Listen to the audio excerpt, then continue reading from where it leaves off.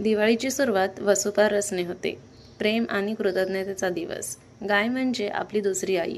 वसुबारस दिवशी गायीची पूजा ही नुसती परंपरा नाही, ती कृतज्ञतेची भावना आहे. ज्या गायीने आपल्या घरात अन्न दिलं, तिचं ऋण मानण्याचा दिवस. दुसरा दिवस येतो धनत्रयोदशी. आरोग्य आणि समृद्धीचा आरंभ. धन म्हणजे फक्त पैसा नाही, उत्तम आरोग्य, मनशांती आणि प्रेम ही सुद्धा खरी संपत्ती आहे. तिसरा दिवस म्हणजे नरक चतुर्दशी. अंधारावर प्रकाशाचा विजय. नरकासूर अंधाराचं प्रतीक होता. अज्ञान, क्रूरता आणि अहंकार त्याचा वध म्हणजे स्वतःमधल्या नकारात्मक गोष्टींचा विजय. चौथा दिवस म्हणजे लक्ष्मीपूजन. दिवाळीचा मुख्य दिवस. श्री महालक्ष्मी देवीची पूजा करून घरात धन, सुख, शांती आणि समृद्धीचे स्वागत केले जाते.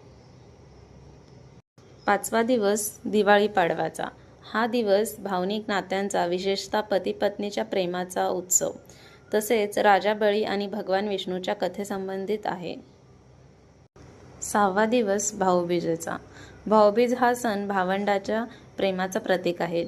अशा प्रकारे दिवाळीचे हे 6 दिवस. प्रत्येक दिवस आपल्या जीवनात आनंद आणि प्रकाश आणतो.